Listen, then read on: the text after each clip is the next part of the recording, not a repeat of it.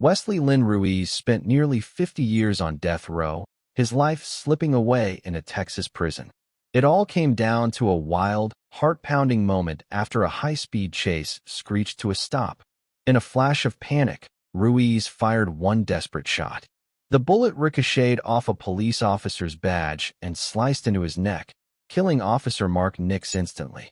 But to understand how Ruiz ended up in that fateful moment, we have to go back to the rough start that set his life on a collision course. Born on November 20th, 1979, in Dallas County, Texas, Wesley Lynn Ruiz came into a world that seemed to have it out for him. Growing up as a Mexican-American kid in a tough neighborhood, life was never easy. His parents abandoned him at a young age, leaving him to face a world without love or stability. Sometimes homeless, he bounced between unstable homes where food and safety were never guaranteed. Poverty was a constant shadow, making every day a fight to survive. Ruiz's childhood was marked by unimaginable abuse, physical beatings, cruel mind games, and sexual molestation. These weren't isolated events, but recurring horrors that left deep, invisible scars. Doctors later discovered that Ruiz suffered from fetal alcohol spectrum disorder, FASD, likely caused by his mother drinking during pregnancy. This condition damaged his brain, affecting his impulse control and ability to think clearly under pressure. He was also diagnosed with post-traumatic stress disorder, PTSD, complex trauma, and brain damage, all of which shaped his mind to react on instinct rather than reason. School might have been an escape, but it wasn't. Ruiz made it to 11th grade before dropping out.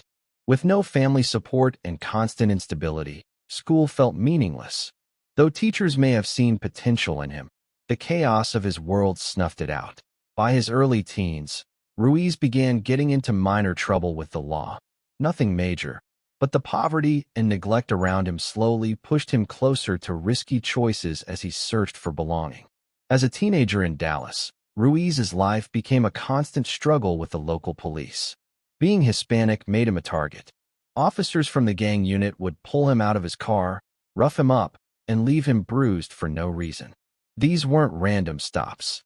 They reflected deep racial bias, where young Latino men like Ruiz were treated as criminals just for existing in their own neighborhood. Friends recalled how worn out he was by it all, saying, "Wes was tired of being treated like a suspect every day."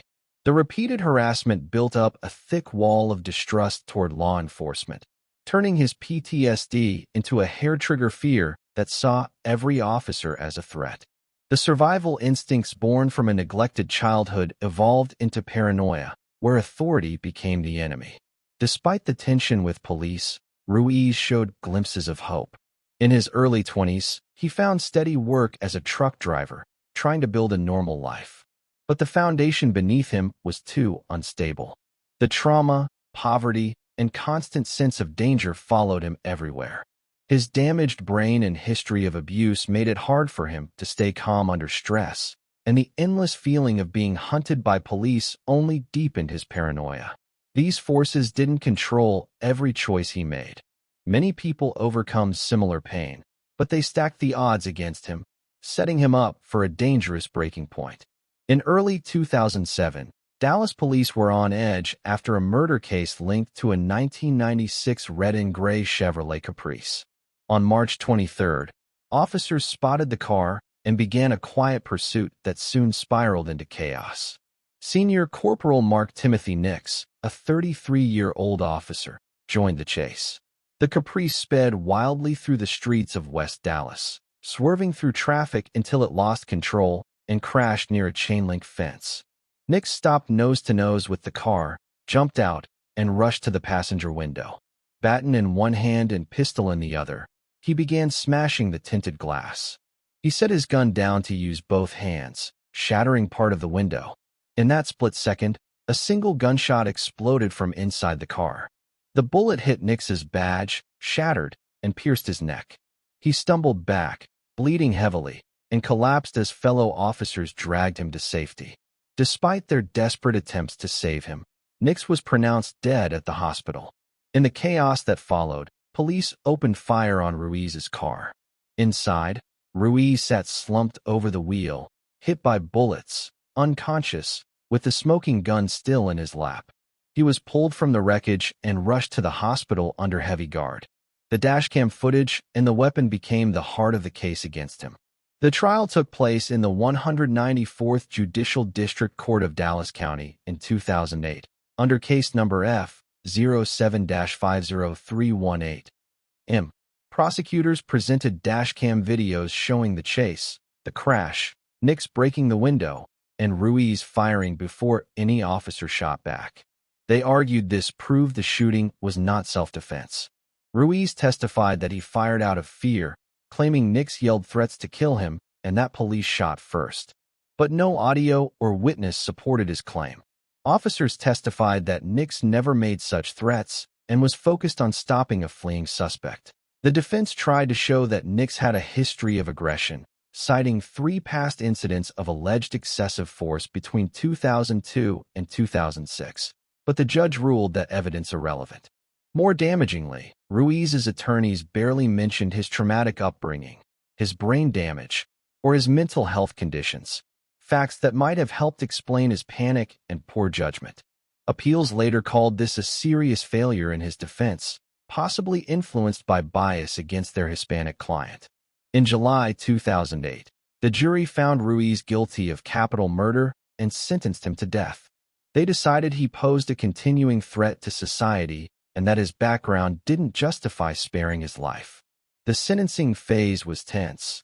The courtroom was filled with dozens of uniformed police officers, creating an intimidating atmosphere. One juror later revealed she initially wanted life without parole but changed her vote to death because she didn't realize that a single no could have stopped the execution sentence. An expert witness also misinformed the jury by saying Ruiz could move to a lower security prison after 10 years, which was false under a 2005 rule change. After sentencing, Ruiz was transferred to the Allen B. Polunsky Unit, Texas's notorious death row facility. There, he spent nearly 15 years confined to a 60-square-foot cell, isolated for 23 hours a day. He had no job, no physical contact, and little human interaction. Meals came through a slot, and visits were behind thick glass. Ruiz filled his days reading, writing letters, and reflecting on his life. His clemency petition showed signs of remorse. He expressed deep regret for killing Officer Nix and tried to guide his 2 sons, Wes Jr. and Eric, urging them not to repeat his mistakes. He kept a calm record in prison, showing no signs of violence or defiance. Over the years, his lawyers fought tirelessly through appeals, arguing that racial bias and ineffective defense tainted his trial, that the courtroom was too charged with police presence, and even that Texas planned to use expired drugs for his execution. They took the fight to state and federal courts, and finally to the U.S. Supreme Court, but every attempt failed.